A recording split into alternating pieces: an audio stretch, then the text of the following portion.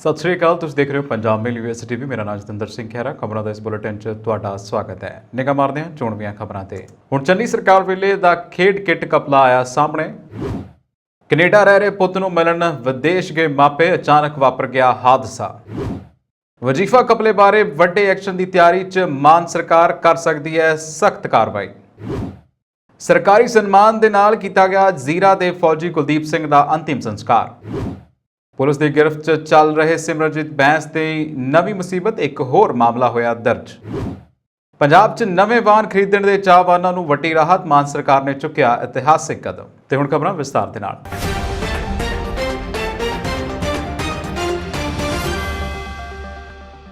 ਪੰਜਾਬ 'ਚ ਪਿਛਲੀ ਚੰਨੀ ਸਰਕਾਰ ਦੇ ਸਮੇਂ ਦਾ ਖੇਡ ਕਿੱਟ ਘਪਲਾ ਸਾਹਮਣੇ ਆਇਆ ਹੈ। ਚੰਨੀ ਸਰਕਾਰ ਵੇਲੇ ਚੋਣ ਜ਼ਾਬਤਾ ਲਾਗੂ ਹੋਣ ਤੋਂ ਪਹਿਲਾਂ ਖੇਡ ਕਿੱਟਾਂ ਦੇ ਲਈ ਸਿੱਧਾ ਖਿਡਾਰੀਆਂ ਦੇ ਖਾਤਿਆਂ 'ਚ ਪੈਸੇ ਪਾਏ ਗਏ ਸਨ। ਦੂਜੇ ਦਿਨ ਹੀ ਮੋੜਵੇਂ ਰੂਪ 'ਚ ਖਿਡਾਰੀਆਂ ਤੋਂ ਚੈੱਕ ਬੈਂਕ ਡਰਾਫਟ ਦੇ ਰੂਪ ਦੇ ਵਿੱਚ ਰਾਸ਼ੀ ਵਾਪਸ ਲੈ ਲਈ ਗਈ ਸੀ। ਇਸ ਦੇ ਲਈ ਕਰੀਬ 10,000 ਤੋਂ ਜ਼ਿਆਦਾ ਖਿਡਾਰੀਆਂ ਦੀ ਸ਼ਨਾਖਤ ਕੀਤੀ ਗਈ ਸੀ। ਇਹਨਾਂ 'ਚੋਂ 1400 ਦੇ ਕਰੀਬ ਖਿਡਾਰੀਆਂ ਦੇ ਬੈਂਕ ਖਾਤੇ ਤਸਦੀਕ ਨਹੀਂ ਹੋ ਸਕੇ ਸਨ। ਇਸ ਨੂੰ ਲੈ ਕੇ ਪਿਛਲੀ ਸਰਕਾਰ ਘਿਰੀ ਹੋਈ ਹੈ। ਇਸ ਮਾਮਲੇ ਦੀ ਮੁੱਢਲੀ ਜਾਂਚ ਦੌਰਾਨ ਇਹ ਵੀ ਪਤਾ ਲੱਗਾ ਕਿ ਖਿਡਾਰੀਆਂ ਤੋਂ ਰਕਮ ਵਾਪਸ ਲੈਣ ਦੇ ਲਈ ਲਿਖਤੀ ਹੁਕਮ ਨਹੀਂ ਦਿੱਤੇ ਗਏ ਸਨ। ਸਿਰਫ ਜ਼ੁਬਾਨੀ ਹੁਕਮਾਂ ਤੇ ਹੀ ਜ਼ਿਲ੍ਹਾ ਖੇਡ ਅਫਸਰਾਂ ਜ਼ਰੀਏ ਖਿਡਾਰੀਆਂ ਤੋਂ ਉਹਨਾਂ ਦੇ ਖਾਤਿਆਂ 'ਚ ਪਾਈ ਰਕਮ ਦੇ ਚੈੱਕ ਅਤੇ ਡਰਾਫਟ ਲੈ ਲਏ ਗਏ ਸਨ। ਆਮ ਆਦਮੀ ਪਾਰਟੀ ਦੇ ਖੇਡ ਮੰਤਰੀ ਗੁਰਮੀਤ ਸਿੰਘ ਮੀਤਹਿਰ ਦਾ ਕਹਿਣਾ ਹੈ ਕਿ ਮੁੱਢਲੀ ਪੜਤਾਲ ਦੌਰਾਨ ਖੇਡ ਕਿੱਟਾਂ ਦੀ ਖਰੀਦ ਦਾ ਪੂਰਾ ਮਾਮਲਾ ਸ਼ੱਕੀ ਹੈ, ਕਿਉਂਕਿ ਜੇਕਰ ਉਦੋਂ ਮਹਿਕਮੇ ਨੇ ਸਿੱਧਾ ਲਾਭ ਸਕੀਮ ਤਹਿਤ ਖੇਡ ਕਿੱਟਾਂ ਦੀ ਰਾਸ਼ੀ ਖਿਡਾਰੀਆਂ ਦੇ ਖਾਤਿਆਂ 'ਚ ਪਾ ਦਿੱਤੀ ਸੀ ਤਾਂ ਇਹ ਰਾਸ਼ੀ ਖੇਡ ਫਾਰਮਾਂ ਦੇ ਨਾਂ ਤੇ ਵਾਪਸ ਲੈਣ ਦੀ ਤੁਕ ਨਹੀਂ ਬਣਦੀ ਸੀ।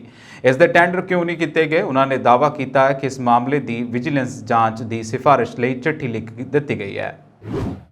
ਹਲਕਾ ਸਨੌਰ ਦੇ ਉੱਗੇ ਕਸਬਾ ਬਲਬੇੜਾ ਵਿਖੇ ਰਹਿੰਦੇ ਜਗਤਾਰ ਸਿੰਘ ਦੇ ਕੈਨੇਡਾ ਰਹਿੰਦੇ ਪੁੱਤਰ ਦਿਆਸ ਸਿੰਘ ਦੀ ਦਿਲ ਦਾ ਦੌਰਾ ਪੈਣ ਨਾਲ ਅਚਾਨਕ ਮੌਤ ਹੋ ਜਾਣ ਦਾ ਸਮਾਚਾਰ ਮਿਲਿਆ ਹੈ। ਮਿਲੀ ਜਾਣਕਾਰੀ ਮੁਤਾਬਕ ਜਗਤਾਰ ਸਿੰਘ ਪਿਛਲੇ 5 ਸਾਲਾਂ ਤੋਂ ਕੈਨੇਡਾ 'ਚ ਰਹਿ ਰਿਹਾ ਸੀ ਅਤੇ ਵਰਕ ਪਰਮਿਟ ਤੇ ਉੱਥੇ ਕੰਮ ਵੀ ਕਰ ਰਿਹਾ ਸੀ। ਮਿਲੀ ਜਾਣਕਾਰੀ ਅਨੁਸਾਰ ਨੌਜਵਾਨ ਦਿਆਸ ਸਿੰਘ ਅਤੇ ਉਸ ਦਾ ਭਰਾ ਦੋਵੇਂ ਇਕੱਠੇ ਕੈਨੇਡਾ 'ਚ ਰਹਿ ਰਹੇ ਸਨ। ਉਹਨਾਂ ਦੇ ਮਾਤਾ-ਪਿਤਾ ਵੀ ਉਹਨਾਂ ਨੂੰ ਮਿਲਣ ਲਈ ਉੱਥੇ ਹੀ ਗਏ ਹੋਏ ਸਨ। ਬੀਤੀ ਰਾਤ ਦਿਆਸ ਸਿੰਘ ਆਪਣੇ ਕਮਰੇ 'ਚ ਸੁੱਤਾ ਪਿਆ ਸੀ। ਇਸ ਦੌਰਾਨ ਜਦੋਂ ਸਵੇਰੇ ਪਰਿਵਾਰਕ ਮੈਂਬਰਾਂ ਨੇ ਦੇਖਿਆ ਤਾਂ ਜਾਂਚ ਤੋਂ ਬਾਅਦ ਪਤਾ ਲੱਗਿਆ ਕਿ ਉਸ ਨੂੰ ਦਿਲ ਦਾ ਦੌਰਾ ਪੈਣ ਕਾਰਨ ਮੌਤ ਹੋ ਚੁੱਕੀ ਹੈ। ਨੌਜਵਾਨ ਦੀ ਅਚਾਨਕ ਮੌਤ ਤੇ ਪਿੰਡ 'ਚ ਮਾਤਮ ਛਾ ਗਿਆ। ਪੰਜਾਬ ਦੇ ਅਨੁਸੂਚਿਤ ਜਾਤੀ ਵਿਦਿਆਰਥੀਆਂ ਦੇ ਵਜ਼ੀਫਾ ਘਪਲੇ ਮਾਮਲੇ ਬਾਰੇ ਸੂਬੇ ਦੀ ਮਾਨ ਸਰਕਾਰ ਨੇ ਵੱਡਾ ਐਕਸ਼ਨ ਦੀ ਤਿਆਰੀ ਕਰ ਲਈ ਹੈ। ਸੂਤਰਾਂ ਮੁਤਾਬਕ ਇਸ ਘਪਲੇ ਦੇ ਨਾਲ ਸੰਬੰਧਿਤ ਫਾਈਲਾਂ ਸਰਕਾਰ ਦੇ ਵੱਲੋਂ ਮੰਗਵਾ ਲਈਆਂ ਗਈਆਂ ਨੇ। ਦੱਸਿਆ ਜਾ ਰਿਹਾ ਹੈ ਕਿ ਪਿਛਲੀ ਸਰਕਾਰ ਦੇ ਕਾਰਜਕਾਲ ਦੌਰਾਨ ਵਜ਼ੀਫੇ ਦੀ ਰਾਸ਼ੀ ਦੀਆਂ ਫਾਈਲਾਂ ਮੰਗਵਾਈਆਂ ਗਈਆਂ ਸਨ। ਇਹਨਾਂ ਬਾਰੇ ਮਾਨ ਸਰਕਾਰ ਨੂੰ ਪੂਰੀ ਡੂੰਘਾਈ ਦੇ ਨਾਲ ਜਾਂਚ ਪੜਤਾਲ ਕਰੇਗੀ। ਇਸ ਤੋਂ ਬਾਅਦ ਇਸ ਮਾਮਲੇ ਨੂੰ ਲੈ ਕੇ ਸਰਕਾਰ ਵੱਲੋਂ ਸਖਤ ਕਾਰਵਾਈ ਕੀਤੀ ਜਾ ਸਕਦੀ ਹੈ। ਇਸ ਦੇ ਨਾਲ ਹੀ ਸਾਬਕਾ ਮੰਤਰੀ ਸਾਧੂ ਸਿੰਘ ਧਰਮਸੋਤ ਤੇ ਹੋਰ ਵੀ ਸ਼ਿਕੰਜਾ ਕੱਸਿਆ ਜਾ ਸਕਦਾ ਹੈ। ਦੱਸਣਯੋਗ ਹੈ ਕਿ ਪਿਛਲੀ ਸਰਕਾਰ ਦੇ ਸਮੇਂ ਵਜ਼ੀਫਾ ਘਪਲਾ ਸਾਹਮਣੇ ਆਇਆ ਸੀ ਅਤੇ ਸਾਬਕਾ ਮੰਤਰੀ ਸਾਧੂ ਸਿੰਘ ਧਰਮਸੋਤ ਤੇ ਸਵਾਲ ਚੁੱਕੇ ਗਏ ਸਨ। ਇਹ ਵੀ ਦੱਸਣਯੋਗ ਹੈ ਕਿ ਵਿਜੀਲੈਂਸ ਵੱਲੋਂ ਸਾਬਕਾ ਮੰਤਰੀ ਧਰਮਸੋਤ ਨੂੰ ਜੰਗਲਾਤ ਵਿਭਾਗ ਦੇ ਇੱਕ ਮਾਮਲੇ 'ਚ ਪਹਿਲਾਂ ਹੀ ਗ੍ਰਿਫਤਾਰ ਕੀਤਾ ਜਾ ਚੁੱਕਾ ਹੈ ਅਤੇ ਇਸ ਵੇਲੇ ਉਹ ਜੇਲ੍ਹ 'ਚ ਬੰਦ ਨੇ। ਜ਼ਿਲ੍ਹਾ ਫਿਰੋਜ਼ਪੁਰ ਦੀ ਤਹਿਸੀਲ ਜ਼ੀਰਾ ਦੇ ਪਿੰਡ ਲੌਕੇ ਕਲਾਂ ਦੇ ਵਸਨੀਕ ਫੌਜੀ ਕੁਲਦੀਪ ਸਿੰਘ, ਜੋ ਕਿ ਕੁਝ ਦਿਨ ਪਹਿਲਾਂ ਇਸ ਸੰਸਾਰ ਨੂੰ ਅਲਵਿਦਾ ਕਹਿ ਗਏ ਸਨ, ਦੀ ਮ੍ਰਿਤਕ ਦੇ ਅੱਜ ਉਹਨਾਂ ਦੇ ਜੱਦੀ ਪਿੰਡ ਲੌਕੇ ਕਲਾਂ ਵਿਖੇ ਪਹੁੰਚੀ, ਜਿੱਥੇ ਪਿੰਡ ਦੇ ਸ਼ਮਸ਼ਾਨ ਘਾਟ ਵਿਖੇ ਭਾਰਤੀ ਫੌਜ ਦੇ ਵੱਲੋਂ ਪੂਰੇ ਸਰਕਾਰੀ ਸਨਮਾਨਾਂ ਦੇ ਨਾਲ ਸ਼ਹੀਦ ਕੁਲਦੀਪ ਸਿੰਘ ਦਾ ਅੰਤਿਮ ਸੰਸਕਾਰ ਕੀਤਾ ਗਿਆ। ਇਸ ਮੌਕੇ ਪੰਜਾਬ ਕੈਬਨਿਟ ਦੇ ਮੰਤਰੀ ਫੌਜਾ ਸਿੰਘ ਸਰਾਰੀ ਵੀ ਮੌਜੂਦ ਸਨ ਅਤੇ ਉਹਨਾਂ ਨੇ ਗੱਲਬਾਤ ਕਰਦਿਆਂ ਕਿਹਾ ਕਿ ਪੰਜਾਬ ਸਰਕਾਰ ਵੱਲੋਂ ਸ਼ਹੀਦ ਫੌਜੀ ਦੇ ਪਰਿਵਾਰਕ ਮੈਂਬਰਾਂ ਦੇ ਨਾਲ ਪੂਰੀ ਹਮਦਰਦੀ ਰੱਖਦਿਆਂ ਉਹਨਾਂ ਦੀ ਹਰ ਸੰਭਵ ਮਦਦ ਕੀਤੀ ਜਾਵੇਗੀ। ਜ਼ਿਕਰਯੋਗ ਹੈ ਕਿ ਮ੍ਰਿਤਕ ਫੌਜੀ ਜਵਾਨ ਕੁਲਦੀਪ ਸਿੰਘ ਸਾਲ 2014 ਨੂੰ ਭਾਰਤੀ ਫੌਜ ਵਿੱਚ ਭਰਤੀ ਹੋਏ ਸਨ ਅਤੇ 21 ਸਿੱਖ ਰੈਜੀਮੈਂਟਸ ਦੇ ਵਿੱਚ ਚੀਨ ਦੇ ਬਾਰਡਰ ਤੇ ਬੁਮਲਾ ਸੈਕਟਰ ਦੇ ਵਿੱਚ ਆਪਣੀ ਡਿਊਟੀ ਦੇ ਰਿਹਾ ਸੀ। ਡਿਊਟੀ ਦੌਰਾਨ ਹਾਰਟ ਅਟੈਕ ਹੋਣ ਨਾਲ ਕੁਲਦੀਪ ਸਿੰਘ ਦੀ ਮੌਤ ਹੋ ਗਈ ਸੀ। ਸ਼ਹੀਦ ਫੌਜੀ ਦਾ ਵਿਆਹ 3 ਸਾਲ ਪਹਿਲਾਂ ਹੋਇਆ ਸੀ। ਉਹਨਾਂ ਦਾ ਇੱਕ 1.5 ਸਾਲ ਦਾ ਮੁੰਡਾ ਹੈ ਤੇ ਪਰਿਵਾਰ ਦੇ ਵਿੱਚ ਉਹਨਾਂ ਦੀ ਮਾਤਾ, ਪਤਨੀ ਤੇ ਭਰਾ ਅਤੇ 3 ਭੈਣਾਂ ਨੇ। ਥਾਣਾ ਸਰਾਭਾ ਨਗਰ ਦੀ ਪੁਲਿਸ ਨੇ CGM ਸੁਮਿਤ ਮੱਕੜ ਦੀ ਸ਼ਿਕਾਇਤ ਤੇ ਸਾਬਕਾ ਵਿਧਾਇਕ ਸਿਮਰਨਜੀਤ ਸਿੰਘ ਬੈਂਸ ਖਿਲਾਫ ਕੇਸ ਦਰਜ ਕੀਤਾ ਹੈ। ਜਾਣਕਾਰੀ ਮੁਤਾਬਕ ਸਿਮਰਨਜੀਤ ਸਿੰਘ ਬੈਂਸ ਖਿਲਾਫ 2018 ਦੇ ਵਿੱਚ ਥਾਣਾ ਸਰਾਭਾ ਨਗਰ 'ਚ ਸਰਕਾਰੀ ਮੁਲਾਜ਼ਮ ਨਾਲ ਕੁੱਟਮਾਰ ਕਰਕੇ ਸਰਕਾਰੀ ਡਿਊਟੀ 'ਚ ਵਿਘਨ ਪਾਉਣ ਦਾ ਪਰਚਾ ਦਰਜ ਕੀਤਾ ਗਿਆ ਸੀ। ਉਕਤ ਮਾਮਲੇ 'ਚ ਮੁਲਜ਼ਮ ਅਦਾਲਤ ਤੋਂ ਭਗੌੜਾ ਸੀ। ਇਸ ਲਈ ਹੁਣ CGM ਦੀ ਸ਼ਿਕਾਇਤ ਤੇ ਧਾਰਾ 174 ਦੇ ਤਹਿਤ ਨਾਮਜ਼ਦ ਕੀਤਾ ਗਿਆ। ਦੱਸਣਯੋਗ ਹੈ ਕਿ ਇੱਕ ਵਿਧਵਾ ਔਰਤ ਦੇ ਨਾਲ ਜਬਰ ਜਨਾਹ ਮਾਮਲੇ 'ਚ ਸਿਮਰਨਜੀਤ ਬੈਂਸ ਨੇ ਇੱਕ ਬਾਕੀ ਦੋਸ਼ੀਆਂ ਸਮੇਤ ਅਦਾਲਤ ਦੇ ਵਿੱਚ ਆਤਮ ਸਮਰਪਣ ਕਰ ਦਿੱਤਾ, ਜਿਸ ਤੋਂ ਬਾਅਦ ਉਹਨਾਂ ਨੂੰ 3 ਦਿਨਾਂ ਦੇ ਰਿਮਾਂਡ ਤੇ ਭੇਜਿਆ ਗਿਆ ਸੀ। ਅੱਜ 3 ਦਿਨਾਂ ਦਾ ਰਿਮਾਂਡ ਖਤਮ ਹੋਣ ਤੇ ਮੁੜ ਉਹਨਾਂ ਨੂੰ ਅਦਾਲਤ ਦੇ ਵਿੱਚ ਪੇਸ਼ ਕੀਤਾ ਜਾਵੇਗਾ। ਨਵੇਂ ਵਾਹਨਾਂ ਦੀ ਰਜਿਸਟ੍ਰੇਸ਼ਨ ਬਿਨਾਂ ਕਿਸੇ ਅੜਿੱਕੇ ਤੋਂ ਸੁਚਾਰੂ ਤਰੀਕੇ ਦੇ ਨਾਲ ਹੋਣੀ ਯਕੀਨੀ ਬਣਾਉਣ ਦੀ ਦਿਸ਼ਾ 'ਚ ਵੱਡਾ ਕਦਮ ਚੁੱਕਦਿਆਂ ਪੰਜਾਬ ਦੇ ਮੁੱਖ ਮੰਤਰੀ ਭਗਵੰਤ ਮਾਨ ਨੇ ਮੰਗਲਵਾਰ ਨੂੰ ਇੱਕ ਨਵੀਂ ਨਾਗਰਿਕ ਸੇਵਾ ਦੀ ਸ਼ੁਰੂਆਤ ਕੀਤੀ ਹੈ। ਇਸ ਤਹਿਤ ਸੂਬੇ ਭਰ 'ਚ ਆਮ ਆਦਮੀ ਨੂੰ ਰਾਹਤ ਦੇਣ ਦੇ ਲਈ ਆਟੋਮੋਬਾਈਲ ਡੀਲਰਾਂ ਰਾਹੀਂ ਨਵੇਂ ਵਾਹਨਾਂ ਦੀ ਰਜਿਸਟ੍ਰੇਸ਼ਨ ਦੀ ਇਜਾਜ਼ਤ ਦਿੱਤੀ ਗਈ ਹੈ। ਇਸ ਸੇਵਾ ਦੀ ਸ਼ੁਰੂਆਤ ਕਰਦਿਆਂ ਮੁੱਖ ਮੰਤਰੀ ਨੇ ਕਿਹਾ ਕਿ ਇਹ ਇਤਿਹਾਸਕ ਪਹਿਲਕਦਮੀ ਹੈ, ਜਿਸ ਨਾਲ ਆਮ ਆਦਮੀ ਘਰ ਵਿੱਚ ਹੀ ਸਮਾਰਟ ਰਜਿਸਟ੍ਰੇਸ਼ਨ ਸਰਟੀਫਿਕੇਟ ਪ੍ਰਾਪਤ ਕਰਨ ਦੇ ਯੋਗ ਹੋਵੇਗਾ। ਮੁੱਖ ਮੰਤਰੀ ਨੇ ਕਿਹਾ ਕਿ ਨਵੇਂ ਵਾਹਨ ਖਰੀਦਣ ਦੇ ਚਾਹਵਾਨ ਪੰਜਾਬੀਆਂ ਦੇ ਲਈ ਇਹ ਸਹੂਲਤ ਵੱਡੀ ਰਾਹਤ ਹੋਵੇਗੀ। ਉਹਨਾਂ ਕਿਹਾ ਕਿ ਨਵੇਂ ਵਾਹਨ ਵੇਚਣ ਵਾਲੇ ਪ੍ਰਾਈਵੇਟ ਡੀਲਰਾਂ ਨੂੰ ਰਜਿਸਟ੍ਰੇਸ਼ਨ ਜਾਰੀ ਕਰਨ ਦਾ ਅਧਿਕਾਰ ਦੇਣ ਦਾ ਮਕਸਦ ਲੋਕਾਂ ਨੂੰ ਵੱਡੀ ਰਾਹਤ ਦੇਣਾ ਹੈ, ਤਾਂ ਜੋ ਉਹਨਾਂ ਨੂੰ ਨਵੇਂ ਵਾਹਨਾਂ ਦੀ ਰਜਿਸਟ੍ਰੇਸ਼ਨ ਦੇ ਲਈ ਰੀਜਨਲ ਟਰਾਂਸਪੋਰਟ ਅਥਾਰਟੀਆਂ ਤੇ ਸਬ ਡਿਵੀਜ਼ਨਲ ਮੈਜਿਸਟ੍ਰੇਟਾਂ ਦੇ ਦਫ਼ਤਰ ਦੇ ਵਿੱਚ ਲੰਬੀਆਂ ਕਤਾਰਾਂ 'ਚ ਖੜਨਾ ਨਾ ਪਵੇ। ਮੁੱਖ ਮੰਤਰੀ ਨੇ ਕਿਹਾ ਕਿ ਆਮ ਆਦਮੀ ਦੇ ਸਮੇਂ, ਪੈਸੇ ਤੇ ਊਰਜਾ ਦੀ ਬਚਤ ਕਰਨ ਤੋਂ ਇਲਾਵਾ ਇਸ ਕਦਮ ਦੇ ਨਾਲ ਲੋਕਾਂ ਨੂੰ ਸਾਫ਼ ਸੁਥਰਾ, ਪਾਰਦਰਸ਼ੀ, ਕੁਸ਼ਲ ਤੇ ਭ੍ਰਿਸ਼ਟਾਚਾਰ ਮੁਕਤ ਪ੍ਰਸ਼ਾਸਨ ਮੁਹੱਈਆ ਕਰਨ 'ਚ ਮਦਦ ਮਿਲੇਗੀ। ਮੁੱਖ ਮੰਤਰੀ ਭਗਵੰਤ ਮਾਨ ਵੱਲੋਂ ਰਾਜ ਸਭਾ ਦੇ ਮੈਂਬਰ ਰਾਘਵ ਚੱਡਾ ਨੂੰ ਪੰਜਾਬ ਸਰਕਾਰ ਦੀ ਸਲਾਹਕਾਰ ਕਮੇਟੀ ਦਾ ਚੇਅਰਮੈਨ ਬਣਾਏ ਜਾਣ ਤੇ ਵਿਰੋਧੀ ਪਾਰਟੀਆਂ ਦੇ ਵੱਲੋਂ ਕੀਤੀ ਜਾ ਰਹੀ ਆਲੋਚਨਾ ਦਾ ਪੰਜਾਬ ਦੇ ਵਧੇਰੇ ਕੈਬਨਿਟ ਮੰਤਰੀਆਂ ਨੇ ਟਵੀਟ ਕਰਕੇ ਕਰਾਰਾ ਜਵਾਬ ਦਿੱਤਾ। ਇਨ੍ਹਾਂ ਕੈਬਨਿਟ ਮੰਤਰੀਆਂ ਨੇ ਜਿੱਥੇ ਰਾਘਵ ਚੱਡਾ ਨੂੰ ਸਲਾਹਕਾਰ ਕਮੇਟੀ ਦੇ ਚੇਅਰਮੈਨ ਬਣਾਏ ਜਾਣ ਦਾ ਸਵਾਗਤ ਕੀਤਾ, ਉੱਥੇ ਹੀ ਨਾਲ ਹੀ ਕਿਹਾ ਕਿ ਇਸ ਨਾਲ ਪੰਜਾਬ ਦੇ ਵਿੱਚ ਸਰਕਾਰ ਨੂੰ ਹੋਰ ਮਜ਼ਬੂਤੀ ਅਤੇ ਸਥਿਰਤਾ ਮਿਲੇਗੀ। ਕੈਬਨਿਟ ਮੰਤਰੀ ਬ੍ਰਹਮ ਸ਼ੰਕਰ ਜਿੰਪਾ ਨੇ ਰਾਘਵ ਚੱਡਾ ਦੀ ਚੇਅਰਮੈਨ ਵੱਲੋਂ ਨਿਯੁਕਤੀ ਦਾ ਸਵਾਗਤ ਕਰਦਿਆਂ ਕਿਹਾ ਕਿ ਇਸ ਨਾਲ ਸਰਕਾਰ ਦੇ ਕੰਮ ਵਿੱਚ ਤੇਜ਼ੀ ਆਵੇਗੀ। ਕੈਬਨਿਟ ਮੰਤਰੀ ਕੁਲਦੀਪ ਸਿੰਘ ਧਾਲੀਵਾਲ ਨੇ ਕਿਹਾ ਕਿ ਪੰਜਾਬ 'ਚ ਹੁਣ ਵੱਡੇ ਭਰਾ ਤੇ ਛੋਟੇ ਭਰਾ ਮਿਲ ਕੇ ਮੁੱਖ ਮੰਤਰੀ ਭਗਵੰਤ ਮਾਨ ਦੀ ਅਗਵਾਈ 'ਚ ਵਿਕਾਸ ਕਾਰਜਾਂ ਨੂੰ ਹੋਰ ਤੇਜ਼ ਕਰਨਗੇ। ਕੈਬਨਿਟ ਮੰਤਰੀ ਗੁਰਮੀਤ ਸਿੰਘ ਮੀਤਹਿਰ ਨੇ ਰਾਘਵ ਚੱਡਾ ਲੰਬੇ ਸਮੇਂ ਤੋਂ ਪੰਜਾਬ ਦੇ ਲਈ ਖੂਨ ਪਸੀਨਾ ਵਹਾ ਰਹੇ ਨੇ। ਉਹ ਪੰਜਾਬ ਦੇ ਵਿੱਚ ਇਮਾਨਦਾਰ ਸਰਕਾਰ ਬਣਾਉਣ ਦੇ ਵਿੱਚ ਆਪਣਾ ਯੋਗਦਾਨ ਪਾ ਰਹੇ ਨੇ। ਉਹਨਾਂ ਨੂੰ ਭਰੋਸਾ ਹੈ ਕਿ ਉਹ ਪੰਜਾਬ ਅਤੇ ਪੰਜਾਬੀਆਂ ਦੇ ਹੱਕ ਦੇ ਵਿੱਚ ਆਪਣੀ ਨਵੀਂ ਜ਼ਿੰਮੇਵਾਰੀ ਨਿਭਾਉਣਗੇ। ਕੈਬਨਿਟ ਮੰਤਰੀ ਅਮਨ ਅਰੋੜਾ ਜੋ ਕਿ ਸੁਨਾਮ ਤੋਂ ਨੇ, ਉਹਨਾਂ ਨੇ ਕਿਹਾ ਕਿ ਰਾਘਵ ਚੱਡਾ ਦੀ ਨਿਯੁਕਤੀ ਤੇ ਕਿਸੇ ਨੂੰ ਵੀ ਟਿੱਪਣੀ ਨਹੀਂ ਕਰਨੀ ਚਾਹੀਦੀ। ਰਾਘਵ ਚੱਡਾ ਦੀ ਨਿਯੁਕਤੀ ਤੇ ਉਹਨਾਂ ਨੇ ਕਿਹਾ ਕਿ ਇੱਕ ਜਮਾ ਇੱਕ ਮਿਲ ਕੇ 11 ਬਣਦੇ ਨੇ ਅਤੇ ਰਾਘਵ ਚੱਡਾ ਦੀ ਜੋੜੀ ਯੋਗ ਅਗਵਾਈ ਵਾਲੀ ਹੈ। ਪੰਜਾਬ ਦੇ ਹੋਰ ਵਿਧਾਇਕਾਂ ਨੇ ਵੀ ਰਾਘਵ ਚੱਡਾ ਦੀ ਨਿਯੁਕਤੀ ਤੇ ਟਵਿੱਟਰ ਤੇ ਆਪਣੀ ਵਧਾਈ ਸੰਦੇਸ਼ ਭੇਜੇ ਨੇ। ਰਾਘਵ ਚੱਡਾ ਨੇ ਵੀ ਬੀਤੇ ਦਿਨੀ ਮੁੱਖ ਮੰਤਰੀ ਮਾਨ ਨਾਲ ਮੁਲਾਕਾਤ ਕਰਨ ਤੋਂ ਬਾਅਦ ਟਵੀਟ ਕਰਕੇ ਕਿਹਾ ਮਾਨ ਸਾਹਿਬ ਨੇ ਉਹਨਾਂ ਨੂੰ ਪੰਜਾਬ ਦੇ ਲੋਕਾਂ ਦੀ ਸੇਵਾ ਕਰਨ ਦਾ ਮੌਕਾ ਦੇ ਕੇ ਸਨਮਾਨਿਤ ਕੀਤਾ ਹੈ। ਉਹ ਪੰਜਾਬੀਆਂ ਦੀ ਬਿਹਤਰੀ ਲਈ ਆਪਣਾ ਖੂਨ ਪਸੀਨਾ ਇੱਕ ਕਰ ਦੇਣਗੇ। ਸ਼੍ਰੋਮਣੀ ਅਕਾਲੀ ਦਲ ਦੇ ਇੱਕ ਵਫਦ ਨੇ ਮੰਗਲਵਾਰ ਨੂੰ ਪਾਰਟੀ ਪ੍ਰਧਾਨ ਸੁਖਦੇਵ ਸਿੰਘ ਢੀਂਡਸਾ, ਸਾਬਕਾ ਕੇਂਦਰੀ ਮੰਤਰੀ ਦੀ ਅਗਵਾਈ ਹੇਠ ਸ਼੍ਰੀ ਅਕਾਲ ਤਖਤ ਸਾਹਿਬ ਦੇ ਕਾਰਜਕਾਰੀ ਜਥੇਦਾਰ ਸਿੰਘ ਸਾਹਿਬ ਗਿਆਨੀ ਹਰਪ੍ਰੀਤ ਸਿੰਘ ਦੇ ਨਾਲ ਮੁਲਾਕਾਤ ਕੀਤੀ ਹੈ। ਮੁਲਾਕਾਤ ਦੌਰਾਨ ਉਹਨਾਂ ਨੂੰ ਕਈ ਅਹਿਮ ਪੱਖਕ ਮਾਮਲਿਆਂ ਦੀ ਅਗਵਾਈ ਕਰਨ ਅਤੇ ਫੈਸਲੇ ਲੈਣ ਸੰਬੰਧੀ ਇੱਕ ਮੰਗ ਪੱਤਰ ਸੌਂਪਿਆ। ਇਸ ਮੌਕੇ ਵਫਦ ਤੋਂ ਵੱਖਰੇ ਤੌਰ ਤੇ ਉਹਨਾਂ ਨੇ ਸਿੰਘ ਸਾਹਿਬਾਨਾਂ ਦੇ ਨਾਲ ਪੌਣਾ ਘੰਟਾ ਬੰਦ ਕਮਰਾ ਮੀਟਿੰਗ ਵੀ ਕੀਤੀ। ਪਾਰਟੀ ਲੀਡਰਸ਼ਿਪ ਵੱਲੋਂ ਢੀਂਡਸਾ ਦੀ ਅਗਵਾਈ ਹੇਠ ਸਿੰਘ ਸਾਹਿਬ ਨੂੰ ਸੌਂਪੇ ਗਏ ਇੱਕ ਮੰਗ ਪੱਤਰ ਰਾਹੀਂ ਕਿਹਾ ਗਿਆ ਕਿ ਆਪ ਜੀ ਦੇ ਵੱਲੋਂ ਪਿਛਲੇ ਦਿਨੀ ਸਮੁੱਚੀ ਸਿੱਖ ਕੌਮ ਨੂੰ ਸ਼੍ਰੀ ਅਕਾਲ ਤਖਤ ਸਾਹਿਬ ਦੇ ਨਿਸ਼ਾਨ ਹੇਠ ਇਕੱਤਰ ਹੋਣ ਸੰਬੰਧੀ ਦਿੱਤੇ ਬਿਆਨ ਦੇ ਨਾਲ ਪਾਰਟੀ ਪੂਰੀ ਤਰ੍ਹਾਂ ਸਹਿਮਤ ਹੈ ਅਤੇ ਸੋਚਦੀ ਹੈ ਕਿ ਜਦੋਂ ਪੰਥਕ ਰਾਜਨੀਤੀ ਪੂਰੀ ਤਰ੍ਹਾਂ ਦਿਸ਼ਾਹੀਣ ਹੋ ਚੁੱਕੀ ਹੈ ਤਾਂ ਸ਼੍ਰੀ ਅਕਾਲ ਤਖਤ ਸਾਹਿਬ ਦੇ ਨਿਸ਼ਾਨ ਹੇਠ ਇਕੱਠੇ ਹੋ ਕੇ ਦੇਸ਼ ਅਤੇ ਦਸ਼ਾ ਤੈਅ ਕੀਤੀ ਜਾਵੇ। ਉਹਨਾਂ ਸਿੰਘ ਸਾਹਿਬ ਤੋਂ ਮੰਗ ਕੀਤੀ ਹੈ ਕਿ ਅਕਾਲੀ ਦਲ ਬਾਦਲ ਦੇ ਪ੍ਰਧਾਨ ਸੁਖਬੀਰ ਸਿੰਘ ਬਾਦਲ ਸਮੇਤ ਸ਼੍ਰੋਮਣੀ ਅਕਾਲੀ ਦਲ ਦੇ ਨਾਂ ਤੇ ਬਣੀਆਂ ਵੱਖ-ਵੱਖ ਜਥੇਬੰਦੀਆਂ ਦੇ ਪ੍ਰਧਾਨਾਂ ਤੋਂ ਅਸਤੀਫਾ ਲੈ ਕੇ ਉਹ ਕੌਮ ਨੂੰ ਇਕੱਤਰ ਕਰਨ ਵੱਲ ਕਦਮ ਵਧਾਉਣ। ਮੰਗ ਪੱਤਰ ਰਾਹੀਂ ਅਕਾਲੀ ਦਲ ਸੰਯੁਕਤ ਲੀਡਰਸ਼ਿਪ ਨੇ ਮੰਗ ਕੀਤੀ ਹੈ ਕਿ ਸਿੰਘ ਸਾਹਿਬ ਜੀ ਆਪ ਵੱਲੋਂ ਪਿਛਲੇ ਦਿਨੀ ਸ੍ਰੀ ਦਰਬਾਰ ਸਾਹਿਬ ਅੰਮ੍ਰਿਤਸਰ ਤੋਂ ਗੁਰਬਾਣੀ ਕੀਰਤਨ ਦਾ ਪ੍ਰਸਾਰਣ ਕਰ ਰਹੇ ਇੱਕ ਨਿੱਜੀ ਟੀਵੀ ਚੈਨਲ ਤੋਂ ਪ੍ਰਸਾਰਣ ਬੰਦ ਕਰਕੇ ਸ਼੍ਰੋਮਣੀ ਕਮੇਟੀ ਨੂੰ ਆਪਣਾ ਚੈਨਲ ਚਲਾ ਕੇ ਗੁਰਬਾਣੀ ਕੀਰਤਨ ਪ੍ਰਸਾਰ ਕਰਨ ਦੇ ਦਿੱਤੇ ਹੁਕਮ ਦੀ ਅਜੇ ਤੱਕ ਵੀ ਪਾਲਣਾ ਨਾ ਕਰਨ ਕਰਕੇ ਸਿੱਖਾਂ ਦੇ ਹਿਰਦੇ ਵਲੂੰਧਰੇ ਗਏ ਨੇ। ਸ਼੍ਰੀਲੰਕਾ ਦੇ ਪ੍ਰਧਾਨ ਮੰਤਰੀ ਰਾਨਿਲ ਵਿਕਰਮਸਿੰਘੇ ਨੇ ਰਾਸ਼ਟਰਪਤੀ ਗੋਟਾਬਾਇਆ ਰਾਜਪਕਸ਼ੇ ਦੇ ਮਾਲਦੀਵ ਭੱਜ ਜਾਣ ਤੋਂ ਬਾਅਦ ਕਾਰਜਕਾਰੀ ਰਾਸ਼ਟਰਪਤੀ ਵਜੋਂ ਐਮਰਜੈਂਸੀ ਦੀ ਸਥਿਤੀ ਦਾ ਐਲਾਨ ਕਰ ਦਿੱਤਾ ਹੈ, ਜਿਸ ਨਾਲ ਆਰਥਿਕ ਸੰਕਟ 'ਚ ਫਸੇ ਦੇਸ਼ 'ਚ ਪ੍ਰਦਰਸ਼ਨ ਹੋਰ ਜ਼ੋਰ ਫੜ ਗਏ ਨੇ।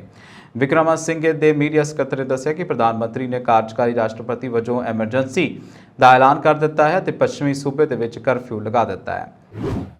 ਭਾਰਤੀ ਸ਼ੇਅਰ ਬਾਜ਼ਾਰ ਦੇ ਵਿੱਚ ਗਿਰਾਵਟ ਅਤੇ ਅਮਰੀਕੀ ਮੁਦਰਾ ਦੀ ਮਜ਼ਬੂਤੀ ਦੇ ਚੱਲਦਿਆਂ ਰੁਪਏ ਦੀ ਕੀਮਤ ਡਾਲਰ ਦੇ ਮੁਕਾਬਲੇ ਹੁਣ ਤੱਕ ਦੇ ਰਿਕਾਰਡ ਹੇਠਲੇ ਪੱਧਰ ਤੇ ਪਹੁੰਚ ਗਈ ਹੈ।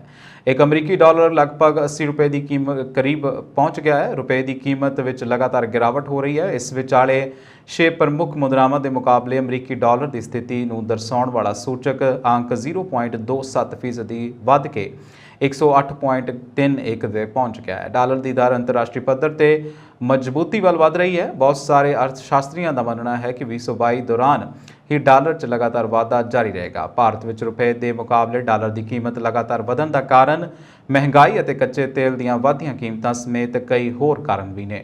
ਅਮਰੀਕਾ ਰਹਿੰਦੇ ਭਾਰਤੀਆਂ ਨੂੰ ਵੀ ਇਸ ਵਕਤ ਭਾਰਤ ਦੇ ਵਿੱਚ ਡਾਲਰ ਭੇਜਣ ਤੇ ਕਾਫੀ ਫਾਇਦਾ ਹੋ ਰਿਹਾ ਹੈ, ਪਰ ਇਸ ਦੇ ਨਾਲ ਇੱਕ ਮਾੜੀ ਖਬਰ ਇਹ ਵੀ ਹੈ ਕਿ ਜੇ ਕਿਸੇ ਭਾਰਤੀ ਅਮਰੀਕੀ ਨਾਗਰਿਕ ਨੇ ਭਾਰਤ ਤੋਂ ਪੈਸੇ ਮੰਗਵਾਉਣੇ ਹੋਣ ਤਾਂ ਉਸ ਦੇ ਪੱਲੇ ਕੁਝ ਵੀ ਨਹੀਂ ਪਵੇਗਾ। ਬਹੁਤ ਸਾਰੇ ਪ੍ਰਵਾਸੀ ਭਾਰਤੀ ਆਪਣੀਆਂ ਜਾਇਦਾਦਾਂ ਵੇਚ ਕੇ ਆਪਣੀ ਪੂੰਜੀ ਜਦੋਂ ਅਮਰੀਕਾ ਲੈ ਕੇ ਆਉਣਗੇ ਤਾਂ ਉਹਨਾਂ ਨੂੰ ਪਹਿਲਾਂ ਨਾਲੋਂ ਘੱਟ ਡਾਲਰ ਪ੍ਰਾਪਤ ਹੋਣਗੇ। ਇਸ ਦੇ ਨਾਲ ਪਿਛਲੇ ਲੰਬੇ ਸਮੇਂ ਬਾਅਦ ਪਹਿਲੀ ਵਾਰ ਅਮਰੀਕੀ ਡਾਲਰ ਯੂਰੋ ਦੇ ਬਰਾਬਰ ਹੋ ਗਿਆ ਹੈ। ਹੁਣ ਯੂਰਪੀਅਨ ਮੁਦਰਾ ਅਤੇ ਡਾਲਰ ਇੱਕੋ ਭਾਅ ਦੇ ਵਿੱਚ ਹਨ, ਜਿਸ ਕਰਕੇ ਇਹਨਾਂ ਦੋਵਾਂ ਮੁਦਰਾਵਾਂ ਵਿੱਚ ਸਮਾਨਤਾ ਵੇਖਣ ਨੂੰ ਮਿਲ ਰਹੀ ਹੈ। ਯੂਰਪ ਵਿੱਚ ਯੂਰੋ ਦੇ ਰੇਟ ਘਟਣ ਦੇ ਕਈ ਕਾਰਨ ਹਨ। ਉੱਥੇ ਯੂਕਰੇਨ ਉੱਤੇ ਹੋਏ ਰੂਸੀ ਹਮਲੇ ਦਾ ਕਾਫੀ ਪ੍ਰਭਾਵ ਪਿਆ। ਆਉਣ ਵਾਲੇ ਸਮੇਂ ਦੇ ਵਿੱਚ ਡਾਲਰ ਦੀ ਸਥਿਤੀ ਹੋਰ ਵੀ ਮਜ਼ਬੂਤ ਹੋਣ ਦੀ ਸੰਭਾਵਨਾ ਹੈ। ਸ਼ਹਿਰ ਦੇ ਇੱਕ ਦੁਕਾਨਦਾਰ ਨਾਲ ਦੁਕਾਨ ਦੇ ਮਾਲਕ ਦੇ ਵੱਲੋਂ ਕਥਿਤ ਤੌਰ ਤੇ ਮਾਰ ਕੁਟਾਈ ਕਰਨ ਦੀ ਸ਼ਿਕਾਇਤ ਦੇ ਬਾਵਜੂਦ ਪੁਲਿਸ ਦੀ ਕਾਰਵਾਈ ਨਾ ਹੋਣ ਦੇ ਵਿਰੋਧ ਵਿੱਚ ਸ਼ਹਿਰ ਦੇ ਵਪਾਰੀ ਸੜਕ ਤੇ ਆ ਗਏ ਨੇ ਅਤੇ ਥਾਣੇ ਮੂਹਰੇ ਰੋਡ ਜਾਮ ਕਰਕੇ ਧਰਨਾ ਲਾ ਦਿੱਤਾ ਹੈ। ਇਕੱਠੇ ਹੋਏ ਵਪਾਰੀਆਂ ਨੇ ਥਾਣਾ ਸਿਟੀ ਦੇ ਬਾਹਰ ਪੁਲਿਸ ਦੇ ਖਿਲਾਫ ਜੰਪ ਕੇ ਨਾਅਰੇਬਾਜ਼ੀ ਕੀਤੀ। ਥਾਣਾ ਸਿਟੀ SHO ਦੀ ਗੈਰ ਹਾਜ਼ਰੀ ਦੇ ਵਿੱਚ ਥਾਣਾ ਸਦਰ ਦੇ SHO ਅਮਨਦੀਪ ਸਿੰਘ ਅਤੇ SP ਰਾਜਵੀਰ ਸਿੰਘ ਮੌਕੇ ਤੇ ਪਹੁੰਚੇ ਤੇ ਵਪਾਰੀਆਂ ਦੇ ਨਾਲ ਗੱਲਬਾਤ ਕੀਤੀ, ਪਰ ਵਪਾਰੀ ਤੁਰੰਤ FIR ਦਰਜ ਕਰਨ ਤੇ ਅੜੇ ਰਹੇ, ਜਿਸ ਕਾਰਨ ਧਰਨਾ ਦੇਰ ਰਾਤ ਤੱਕ ਚੱਲਦਾ ਰਿਹਾ। ਜਾਣਕਾਰੀ ਦਿੰਦਿਆਂ ਪੀੜਤ ਦੁਕਾਨਦਾਰ ਸੰਜੀਵ ਨੇ ਦੱਸਿਆ ਕਿ ਉਹ ਸਦਰ ਬਾਜ਼ਾਰ ਦੇ ਵਿੱਚ ਇੱਕ ਦੁਕਾਨ ਦੇ ਵਿੱਚ ਆਰਕੀਟੈਕਟ ਦਾ ਕੰਮ ਕਰਦਾ ਹੈ ਤੇ ਇਹ ਦੁਕਾਨ 10-12 ਸਾਲ ਤੋਂ ਉਸ ਦੇ ਕੋਲ ਹੀ ਹੈ। ਇਸ ਦਾ ਕੇਸ ਅਦਾਲਤ ਦੇ ਵਿੱਚ ਚੱਲ ਰਿਹਾ ਹੈ। ਬਾਵਜੂਦ ਇਸ ਦੇ ਦੁਕਾਨ ਦੇ ਮਾਲਕ ਨੇ ਬੀਤੇ ਦਿਨੀ ਅਣਪਛਾਤੇ ਬੰਦਿਆਂ ਨੂੰ ਨਾਲ ਲਿਆ ਕੇ ਦੁਕਾਨ ਵਿੱਚੋਂ ਸਮਾਨ ਬਾਹਰ ਕੱਢਣ ਦੀ ਕੋਸ਼ਿਸ਼ ਕੀਤੀ ਹੈ ਅਤੇ ਉਸ ਉੱਤੇ ਹਮਲਾ ਕਰ ਦਿੱਤਾ। ਇੱਕ ਮੈਡੀਕਲ ਰਿਪੋਰਟ ਦੇ ਬਾਵਜੂਦ ਪੁਲਿਸ ਨੇ 4 ਦਿਨ ਬਾਅਦ ਵੀ ਕੋਈ ਕਾਰਵਾਈ ਨਹੀਂ ਕੀਤੀ। ਮਾਮਲਾ ਪੁਲਿਸ ਦੇ ਉੱਚ ਅਧਿਕਾਰੀਆਂ ਦੇ ਧਿਆਨ ਦੇ ਵਿੱਚ ਲਿਆਂਦਾ ਗਿਆ ਸੀ ਅਤੇ ਅੱਜ ਫਿਰ ਦੁਕਾਨ ਦੇ ਮਾਲਕ ਦੇ ਵੱਲੋਂ ਉਸ ਨੂੰ ਕਥਿਤ ਤੌਰ ਤੇ ਫੋਨ ਤੇ ਧਮਕੀਆਂ ਦਿੱਤੀਆਂ ਗਈਆਂ ਨੇ, ਜਿਸ ਦੇ ਸ਼ਹਿਰ ਦੇ ਸਾਰੇ ਵਪਾਰੀ ਇਕੱਠੇ ਹੋ ਗਏ ਅਤੇ ਮੰਗ ਕਰ ਰਹੇ ਨੇ ਕਿ ਗੁੰਡਾਗਰਦੀ ਕਰਨ ਵਾਲਿਆਂ ਤੇ ਕਾਰਵਾਈ ਕੀਤੀ ਜਾਵੇ। ਉੱਥੇ ਹੀ ਭਾਜਪਾ ਦੇ ਮੰਡਲ ਪ੍ਰਧਾਨ ਅਤੁਲ ਮਹਾਜਨ ਨੇ ਕਿਹਾ ਕਿ ਉਹ ਦੁਕਾਨਦਾਰ ਹੋਣ ਦੇ ਨਾਤੇ ਇਸ ਗੁੰਡਾਗਰਦੀ ਦਾ ਸਖਤ ਵਿਰੋਧ ਕਰਦੇ ਨੇ ਅਤੇ ਪੀੜਤ ਦੁਕਾਨਦਾਰ ਸੰਜੀਵ ਦੇ ਨਾਲ ਖੜੇ ਨੇ। ਸੰਜੀਵ ਨੂੰ ਇਨਸਾਫ ਮਿਲਣ ਤੱਕ ਇਹ ਲੜਾਈ ਲੜੀ ਜਾਵੇਗੀ। हाँ जी, ये कोई कहते आ 3-4 दिन होए आ कोई दुकान तो इन्हों का कोई माड़ा मोटा डिस्प्यूट पिया सीगा, झगड़ा होया है तो वो संबंध कहते अं कंपलेंट दी है, जिस संबंध च अं इन्हों समझाया भी जो बनती है तुसीं आण के सानूं दसो, अं कानूनी कार्रवाई कर दिंदे आ। वो सलाह कर रहे हैं, आण के दसदे आ, फिर वो मुताबिक जो भी बयान लिखाउणगे वो मुताबिक कानूनी कार्रवाई कर दी जाएगी। ਵਿਧਾਨ ਸਭਾ 'ਚ ਵਿਰੋਧੀ ਧਿਰ ਦੇ ਨੇਤਾ ਅਤੇ ਹਲਕਾ ਕਾਦੀਆਂ ਤੋਂ ਕਾਂਗਰਸੀ ਵਿਧਾਇਕ ਪ੍ਰਤਾਪ ਸਿੰਘ ਬਾਜਵਾ ਨੂੰ ਕਾਂਗਰਸ ਹਾਈ ਕਮਾਂਡ ਦੇ ਵੱਲੋਂ ਹਿਮਾਚਲ ਪ੍ਰਦੇਸ਼ ਦੀ ਵਿਧਾਨ ਸਭਾ ਚੋਣਾਂ ਦੇ ਲਈ ਆਬਜ਼ਰਵਰ ਨਿਯੁਕਤ ਕੀਤਾ ਗਿਆ ਹੈ। ਇਸ ਮੌਕੇ ਪ੍ਰਤਾਪ ਸਿੰਘ ਬਾਜਵਾ ਨੇ ਇਹ ਨਿਯੁਕਤੀ ਸੌਂਪਣ ਦੇ ਲਈ ਹਾਈ ਕਮਾਂਡ ਦਾ ਤਹਿ ਦਿਲੋਂ ਧੰਨਵਾਦ ਕੀਤਾ ਤੇ ਕਿਹਾ ਕਿ ਉਹ ਆਪਣੀ ਇਸ ਜ਼ਿੰਮੇਵਾਰੀ ਨੂੰ ਤਨਦੇਹੀ ਦੇ ਨਾਲ ਨਿਭਾਉਣਗੇ ਅਤੇ ਪਾਰਟੀ ਦੀ ਮਜ਼ਬੂਤੀ ਦੇ ਲਈ ਹਰ ਯਤਨ ਕਰਨਗੇ। ਅਫਰੀਕੀ ਮੂਲ ਦੇ ਕੋਲੰਬੀਆ ਦੇ ਨੇਤਾ ਲੂਇਸ ਗਿਲਬਰਟੋ ਨੂੰ ਮੋਰੀਲੋ ਨੂੰ ਅਮਰੀਕਾ ਦੇ ਵਿੱਚ ਕੋਲੰਬੀਆ ਦਾ ਰਾਜਦੂਤ ਨਿਯੁਕਤ ਕਰਨ ਦਾ ਫੈਸਲਾ ਕੀਤਾ ਗਿਆ ਹੈ। ਉਹ ਅਮਰੀਕਾ ਦੇ ਵਿੱਚ ਕੋਲੰਬੀਆ ਦੇ ਪਹਿਲੇ ਗੈਰ ਗੋਰੇ ਰਾਜਦੂਤ ਹੋਣਗੇ। ਰਾਸ਼ਟਰਪਤੀ ਚੁਣੇ ਗਏ ਗੁਸਤਾਵੋ ਪੈਟਰੋ ਨੇ ਮੰਗਲਵਾਰ ਨੂੰ ਟਵੀਟ ਕਰਕੇ ਕਿਹਾ ਕਿ ਮੋਰੀਲੋ ਅਗਲੇ ਮਹੀਨੇ ਅਹੁਦੇ ਦੀ ਸਹੁੰ ਚੁੱਕਣ ਵੇਲੇ ਕੋਲੰਬੀਆ ਦੇ ਸਭ ਤੋਂ ਮਹੱਤਵਪੂਰਨ ਡਿਪਲੋਮੈਟ ਹੋਣਗੇ। ਮੋਰੀਲੋ 55 ਨੇ ਰੂਸ ਵਿੱਚ ਪੜ੍ਹਾਈ ਕੀਤੀ ਸੀ ਅਤੇ ਅਰਧ ਸੈਨਿਕ ਸਮੂਹ ਦੁਆਰਾ ਅਗਵਾ ਕੀਤੇ ਜਾਣ ਤੋਂ ਬਾਅਦ ਆਪਣਾ ਦੇਸ਼ ਛੱਡ ਦਿੱਤਾ ਸੀ। ਉਸਨੇ ਲੰਬੇ ਸਮੇਂ ਤੋਂ ਵਾਸ਼ਿੰਗਟਨ ਦੀ ਸ਼ਕਤੀ ਸਥਾਪਨਾ ਦੇ ਵਿੱਚ ਆਪਣੀ ਪਛਾਣ ਬਣਾਈ ਹੈ। ਮੋਰੀਲੋ ਕੋਲ ਅਮਰੀਕੀ ਨਾਗਰਿਕਤਾ ਵੀ ਹੈ, ਜਿਸ ਨੂੰ ਡਿਪਲੋਮੈਟ ਬਣਨ ਤੋਂ ਬਾਅਦ ਛੱਡਣਾ ਪਵੇਗਾ। ਉਸ ਦਾ ਜਨਮ ਕੋਲੰਬੀਆ ਦੇ ਪ੍ਰਸ਼ਾਂਤ ਮਹਾਸਾਗਰ ਤੱਟ ਤੇ ਸਥਿਤ ਚੌਂਕੋ ਪ੍ਰਾਂਤ ਦੇ ਵਿੱਚ ਹੋਇਆ ਸੀ, ਜਿੱਥੇ ਜ਼ਿਆਦਾਤਰ ਅਫਰੋ ਕੋਲੰਬੀਅਨ ਰਹਿੰਦੇ ਨੇ।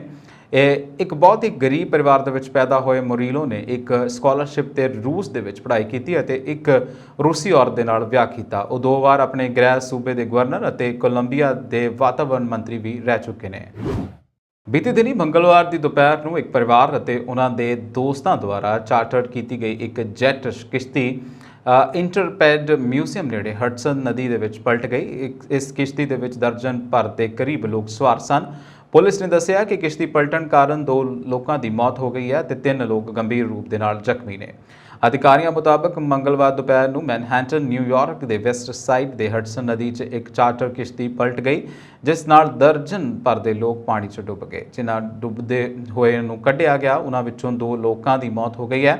2 ਨਿਊਯਾਰਕ ਵਾਟਰਵੇ ਫੇਰੀਆਂ, ਜਿਨ੍ਹਾਂ ਦੇ ਵਿੱਚ ਗਾਰਡਨ ਸਟੇਟ ਅਤੇ ਜੌਨ ਸਟੀਵਨਸ ਨੇ ਦੁਪਹਿਰ 3 ਵਜੇ ਦੇ ਕਰੀਬ ਕਿਸ਼ਤੀ ਦੇ ਵਿੱਚ ਡੁੱਬਦੇ ਹੋਏ 9 ਲੋਕਾਂ ਨੂੰ ਬਚਾਇਆ, ਪਰੰਤੂ 2 ਲੋਕ ਮਾਰੇ ਗਏ। ਅਧਿਕਾਰੀਆਂ ਨੇ ਦੱਸਿਆ ਕਿ ਨਿਊਯਾਰਕ ਪੁਲਿਸ ਡਿਪਾਰਟਮੈਂਟ, ਫਾਇਰ ਅਧਿਕਾਰੀ ਅਤੇ US ਕੋਸਟ ਗਾਰਡ ਦੇ ਅਮਲੇ ਅਤੇ ਗੋਤਾਖੋਰਾਂ ਸਮੇਤ ਪਲਟੀ ਗਈ ਜੈਟ ਕਿਸ਼ਤੀ ਦੇ ਬਚਾਅ ਦੇ ਲਈ ਇੱਕ ਮੌਕੇ ਤੇ ਪਹੁੰਚ ਕੇ ਬਾਕੀ ਲੋਕਾਂ ਨੂੰ ਨਦੀ ਦੇ ਵਿੱਚੋਂ ਸੁਰੱਖਿਅਤ ਬਾਹਰ ਕੱਢਿਆ ਗਿਆ। ਡੁੱਬੀ ਹੋਈ ਕਿਸ਼ਤੀ ਦੇ ਹੇਠਾਂ, ਜਿਨ੍ਹਾਂ ਦੇ ਵਿੱਚ 50 ਸਾਲਾ ਔਰਤ, 7 ਸਾਲਾ ਲੜਕਾ ਫਸ ਗਏ। ਪੁਲਿਸ ਦੇ ਕਮਿਸ਼ਨਰ ਕਿੰਚਤ ਸਿਵੇਲ ਨੇ ਇੱਕ ਪ੍ਰੈਸ ਕਾਨਫਰੰਸ ਦੇ ਵਿੱਚ ਦੱਸਿਆ ਕਿ ਗੋਤਾਖੋਰਾਂ ਨੇ ਉਹਨਾਂ ਨੂੰ ਪਾਣੀ ਦੇ ਵਿੱਚੋਂ ਕੱਢਿਆ ਅਤੇ ਉਹਨਾਂ ਦੀ ਜਾਨ ਬਚਾਈ। ਕਿਸ਼ਤੀ ਦੇ ਕਪਤਾਨ ਸਮੇਤ ਘੱਟੋ-ਘੱਟ 3 ਲੋਕਾਂ ਦੀ ਹਾਲਤ ਗੰਭੀਰ ਬਣੀ ਹੋਈ ਹੈ। ਨਿਊਯਾਰਕ ਦੇ ਮੇਅਰ ਐਰਿਕ ਐਡਮਜ਼ ਨੇ ਨਿਊਜ਼ ਕਾਨਫਰੰਸ ਦੇ ਵਿੱਚ ਕਿਹਾ ਕਿ ਸਾਡਾ ਦਿਲ ਲੋਕਾਂ ਦੇ ਇੱਕ ਸਮੂਹ ਵੱਲ ਜਾਂਦਾ ਹੈ ਜੋ ਸਾਡੇ ਸ਼ਹਿਰ ਦੇ ਵਿੱਚ ਪਾਣੀ ਦੀ ਵਰਤੋਂ ਕਰ ਰਹੇ ਨੇ। ਇਹ ਉਹਨਾਂ ਲਈ ਇੱਕ ਵਿਨਾਸ਼ਕਾਰੀ ਪਲ ਹੈ ਜੋ ਉੱਥੇ ਮੌਜੂਦ ਪਰਿਵਾਰਾਂ ਦਾ ਹਿੱਸਾ ਨੇ। PRTC ਅਤੇ ਪਨਬਸ ਕੱਚੇ ਮੁਲਾਜ਼ਮਾਂ ਨੂੰ ਸਮੇਂ ਸਿਰ ਤਨਖਾਹਾਂ ਨਾ ਮਿਲਣ ਦੇ ਰੋਸ ਦੇ ਵਜੋਂ ਅੱਜ ਸੂਬੇ ਭਰ ਦੇ ਵਿੱਚ ਰੋਡਵੇਜ਼ ਦੇ ਕੱਚੇ ਮੁਲਾਜ਼ਮਾਂ ਦੇ ਵੱਲੋਂ 2 ਘੰਟੇ ਦੇ ਲਈ ਬੱਸ ਸਟੈਂਡ ਬੰਦ ਰੱਖੇ ਗਏ। ਇਸ ਦੇ ਤਹਿਤ ਅੱਜ ਮਹਾਨਗਰ ਜਲੰਧਰ ਦੇ ਵਿੱਚ ਵੀ 2 ਘੰਟੇ ਦੇ ਲਈ ਬੱਸ ਅੱਡਾ ਬੰਦ ਕਰਕੇ ਗੇਟ ਦੇ ਬਾਹਰ PRTC ਦੇ ਕੱਚੇ ਮੁਲਾਜ਼ਮਾਂ ਦੇ ਵੱਲੋਂ ਸਰਕਾਰ ਖਿਲਾਫ ਨਾਅਰੇਬਾਜ਼ੀਆਂ ਕੀਤੀਆਂ ਗਈਆਂ। ਇਸ ਮੌਕੇ ਮੁਲਾਜ਼ਮਾਂ ਨੇ ਕਿਹਾ ਕਿ ਇੱਕ ਪਾਸੇ ਤਾਂ ਸਰਕਾਰ ਲੋਕਾਂ ਨੂੰ ਵੱਡੀਆਂ ਸਕੀਮਾਂ ਦੇਣ ਦੇ ਦਾਅਵੇ ਕਰ ਰਹੀ ਹੈ, ਪਰ ਦੂਜੇ ਪਾਸੇ ਮੁਲਾਜ਼ਮ ਕੰਮ ਕਰ ਰਹੇ ਨੇ, ਉਹਨਾਂ ਦੀਆਂ ਤਨਖਾਹਾਂ ਹੀ ਸਮੇਂ ਤੇ ਨਹੀਂ ਦਿੱਤੀਆਂ ਜਾ ਰਹੀਆਂ।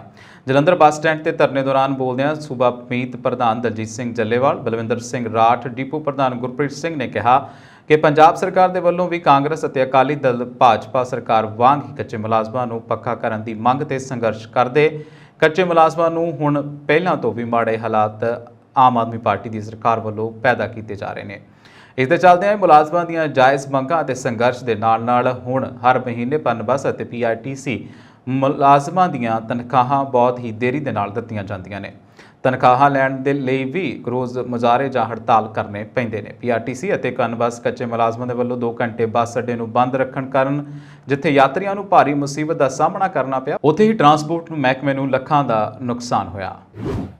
ਭਾਰਤ ਨੇ ਅੱਜ ਉਹਨਾਂ ਮੀਡੀਆ ਰਿਪੋਰਟਾਂ ਨੂੰ ਬੇਬੁਨਿਆਦ ਕਰਾਰ ਦੇ ਦਿੱਤਾ ਜਿਨ੍ਹਾਂ ਦੇ ਵਿੱਚ ਕਿਹਾ ਗਿਆ ਸੀ ਕਿ ਉਸਨੇ ਸ੍ਰੀਲੰਕਾ ਦੇ ਰਾਸ਼ਟਰਪਤੀ ਗੋਟਬਾਇਆ ਰਾਜਪਕਸੇ ਨੂੰ ਦੇਸ਼ ਛੱਡ ਕੇ ਮਾਲਦੀਵ ਭੱਜਣ ਵਿੱਚ ਮਦਦ ਕੀਤੀ ਹੈ। ਸ੍ਰੀਲੰਕਾ ਦੇ ਵਿੱਚ ਭਾਰਤੀ ਹਾਈ ਕਮਿਸ਼ਨ ਨੇ ਟਵੀਟ ਕਰਕੇ ਕਿਹਾ, ਹਾਈ ਕਮਿਸ਼ਨ ਮੀਡੀਆ ਦੀਆਂ ਉਹਨਾਂ ਰਿਪੋਰਟਾਂ ਨੂੰ ਖਾਰਜ ਕਰਦਾ ਹੈ ਜੋ ਤੇ ਬੇਬੁਨਿਆਦ ਕਰਾਰ ਦਿੰਦਾ ਹੈ ਕਿ ਭਾਰਤ ਨੇ ਗੋਟਬਾਇਆ ਰਾਜਪਕਸੇ ਨੂੰ ਸ੍ਰੀਲੰਕਾ ਤੋਂ ਬਾਹਰ ਕੱਢਣ ਦੇ ਵਿੱਚ ਮਦਦ ਕੀਤੀ ਹੈ। ਵਧੀਕ ਸੈਸ਼ਨ ਜੱਜ ਰਾਜੀਵ ਕਾਲੜਾ ਦੀ ਅਦਾਲਤ ਦੇ ਵਿੱਚ ਅੱਜ ਬਹਿਬਲ ਗੋਲੀकांड ਦੇ ਵਿੱਚ ਮੁਲਜ਼ਮਾਂ ਖਿਲਾਫ ਦੋਸ਼ ਆਇਦ ਹੋਣ ਸੰਬੰਧੀ ਸੁਣਵਾਈ ਹੋਣੀ ਸੀ, ਪਰ ਕੋਟਕਪੂਰਾ ਗੋਲੀकांड ਦੀ ਪੜਤਾਲ ਕਰ ਰਹੀ ਵਿਸ਼ੇਸ਼ ਜਾਂਚ ਟੀਮ ਦੇ ਵੱਲੋਂ ਅਦਾਲਤ ਵਿੱਚ ਚਲਾਨ ਪੇਸ਼ ਨਾ ਕਰਨ ਕਰਕੇ ਬਹਿਬਲ ਗੋਲੀकांड ਦੀ ਸੁਣਵਾਈ ਨਹੀਂ ਹੋ ਸਕੀ। ਦੱਸਣਯੋਗ ਹੈ ਕਿ 6 ਜੁਲਾਈ ਨੂੰ ਪੰਜਾਬ ਤੇ ਹਰਿਆਣਾ ਹਾਈ ਕੋਰਟ ਨੇ ਫਰੀਦਕੋਟ ਦੀ ਅਦਾਲਤ ਨੂੰ ਆਦੇਸ਼ ਦਿੱਤੇ ਸਨ ਕਿ ਬਹਿਬਲ ਤੇ ਕੋਟਕਪੂਰਾ ਗੋਲੀकांड ਦੀ ਸੁਣਵਾਈ ਇਕੱਠਿਆਂ ਕੀਤੀ ਜਾਵੇ। ADGP LK ਯਾਦਵ ਦੀ ਅਗਵਾਈ ਦੇ ਵਿੱਚ ਕੋਟਕਪੂਰਾ ਗੋਲੀकांड ਦੀ ਪੜਤਾਲ ਹੋ ਰਹੀ ਹੈ, ਪਰ ਇਸ ਟੀਮ ਨੇ ਅਜੇ ਤੱਕ ਅਦਾਲਤ ਦੇ ਵਿੱਚ ਚਲਾਨ ਪੇਸ਼ ਨਹੀਂ ਕੀਤਾ। ਫਰੀਦਕੋਟ ਦੀ ਅਦਾਲਤ ਨੇ ਇਸ ਸਾਰੀ ਪ੍ਰਕਿਰਿਆ 20 ਅਗਸਤ ਤੋਂ ਪਹਿਲਾਂ ਮੁਕੰਮਲ ਕਰਨ ਦੇ ਆਦੇਸ਼ ਦਿੱਤੇ ਸਨ। ਅੱਜ ਸੁਣਵਾਈ ਦੌਰਾਨ ਸਾਬਕਾ DGP ਸੁਮੇਧ ਸੈਣੀ ਤੋਂ ਇਲਾਵਾ ਬਾਕੀ ਸਾਰੇ ਮੁਲਜ਼ਮ ਅਦਾਲਤ ਦੇ ਵਿੱਚ ਹਾਜ਼ਰ ਸਨ। ਸੁਮੇਧ ਸੈਣੀ ਨੇ ਸਿਹਤ ਖਰਾਬ ਹੋਣ ਦਾ ਹਵਾਲਾ ਦਿੰਦਿਆਂ ਨਿੱਜੀ ਤੌਰ ਤੇ ਪੇਸ਼ ਹੋਣ ਤੋਂ ਛੋਟ ਲਈ ਅਦਾਲਤ ਦੇ ਵਿੱਚ ਅਰਜ਼ੀ ਦਿੱਤੀ ਸੀ, ਜਿਸ ਨੂੰ ਅਦਾਲਤ ਨੇ ਮਨਜ਼ੂਰ ਕਰ ਲਿਆ ਸੀ। ਦੂਜੇ ਪਾਸੇ ਪੰਜਾਬ ਦੇ ਐਡਵੋਕੇਟ ਜਨਰਲ ਮੋਹਰ ਰਤਨ ਸਿੱਧੂ ਨੇ ਕਿਹਾ ਕਿ ਉਹਨਾਂ ਪੰਜਾਬ ਦੇ ਹਰਿਆਣਾ ਹਾਈ ਕੋਰਟ ਦੇ ਵਿੱਚ ਅਰਜ਼ੀ ਪਾ ਕੇ ਅਦਾਲਤ ਤੋਂ ਪੁੱਛਿਆ ਕਿ ਬਹਿਬਲ ਅਤੇ ਕੋਟਕਪੂਰਾ ਗੋਲੀकांड ਦੀ ਸੁਣਵਾਈ ਇਕੱਠਿਆਂ ਕੀਤੀ ਜਾਣੀ ਚਾਹੀਦੀ ਹੈ ਜਾਂ ਅਦਾਲਤ ਇਸ ਨੂੰ ਵੱਖ-ਵੱਖ ਤਰੀਕਾਂ ਤੇ ਵੀ ਸੁਣ ਸਕਦੀ ਹੈ। ਉਹਨਾਂ ਕਿਹਾ ਕਿ ਬਹਿਬਲ ਗੋਲੀकांड ਵਿੱਚ ਪਹਿਲਾਂ ਹੀ 9 ਚਲਾਨ ਸੁਣਵਾਈ ਲਈ ਅਦਾਲਤ ਦੇ ਵਿੱਚ ਪੇਸ਼ ਹੋ ਚੁੱਕੇ ਨੇ, ਜਦਕਿ ਕੋਟਕਪੂਰਾ ਗੋਲੀकांड ਦੇ ਵਿੱਚ ਇੱਕ ਵੀ ਚਲਾਨ ਅਜੇ ਤੱਕ ਮੈਜਿਸਟ੍ਰੇਟ ਦੀ ਅਦਾਲਤ ਦੇ ਵਿੱਚ ਪੇਸ਼ ਨਹੀਂ ਹੋਇਆ। ਉਹਨਾਂ ਕਿਹਾ ਕਿ ਅਗਲੇ 1 ਹਫ਼ਤੇ ਅੰਦਰ ਅਦਾਲਤ ਫੈਸਲੇ ਦੇ ਹਦਾਇਤਾਂ ਬਾਰੇ ਸਪਸ਼ਟ ਕਰ ਦੇਵੇਗੀ ਅਤੇ ਉਸ ਤੋਂ ਬਾਅਦ ਪੜਤਾਲ ਟੀਮਾਂ ਆਪਣਾ ਕੰਮ ਮੁਕੰਮਲ ਕਰ ਲੈਣਗੀਆਂ। 1984 ਦੇ ਸਿੱਖ ਵਿਰੋਧੀ ਦੰਗਿਆਂ ਦੀ ਜਾਂਚ ਕਰ ਰਹੀ ਵਿਸ਼ੇਸ਼ ਜਾਂਚ ਟੀਮ ਯਾਨੀ SIT ਨੇ 4 ਹੋਰ ਮੁਲਜ਼ਮਾਂ ਨੂੰ ਗ੍ਰਿਫਤਾਰ ਕੀਤਾ ਹੈ ਜੋ ਕਥਿਤ ਤੌਰ ਤੇ ਹਿੰਸਾ ਦੌਰਾਨ ਘਰ ਨੂੰ ਅੱਗ ਲਾਉਣ ਵਾਲੀ ਭੀੜ ਦਾ ਹਿੱਸਾ ਸਨ। 1984 ਦੇ ਵਿੱਚ ਕਾਨਪੁਰ ਦੇ ਵਿੱਚ ਹੋਈ ਸਿੱਖ ਵਿਰੋਧੀ ਦੰਗਿਆਂ ਦੇ ਵਿੱਚ ਕੁੱਲ 127 ਲੋਕ ਮਾਰੇ ਗਏ ਸਨ। SIT ਨੇ ਹੁਣ ਤੱਕ 19 ਲੋਕਾਂ ਨੂੰ ਗ੍ਰਿਫਤਾਰ ਕੀਤਾ ਹੈ। ਉੱਤਰ ਪ੍ਰਦੇਸ਼ ਸਰਕਾਰ ਨੇ ਦੰਗਿਆਂ ਦੇ ਨਾਲ ਸੰਬੰਧਿਤ ਮਾਮਲਿਆਂ ਦੀ ਜਾਂਚ ਲਈ 3 ਸਾਲ ਪਹਿਲਾਂ SIT ਕਾਇਮ ਕੀਤੀ ਸੀ। ਗ੍ਰਿਫਤਾਰ ਮੁਲਾਜ਼ਮਾਂ ਦੀ ਪਛਾਣ ਰਾਜਨ ਲਾਲ ਪਾਂਡੇ 85 ਸਾਲ, ਤਰਿੰਦਰ ਕੁਮਾਰ ਤਿਵਾੜੀ 70 ਸਾਲ, ਦੀਪਕ 70 ਅਤੇ ਕੈਲਾਸ਼ ਪਾਲ 70 ਵਜੋਂ ਹੋਈ ਹੈ। ਇਸ ਹੁਣ ਤੱਕ ਦੀਆਂ ਖਬਰਾਂ ਤੁਸੀਂ ਦੇਖਦੇ ਰਹੋ ਪੰਜਾਬ ਮੇਲ USA TV। ਮੈਨੂੰ ਦਿਓ ਆਗਿਆ। ਸਤਿ ਸ਼੍ਰੀ ਅਕਾਲ।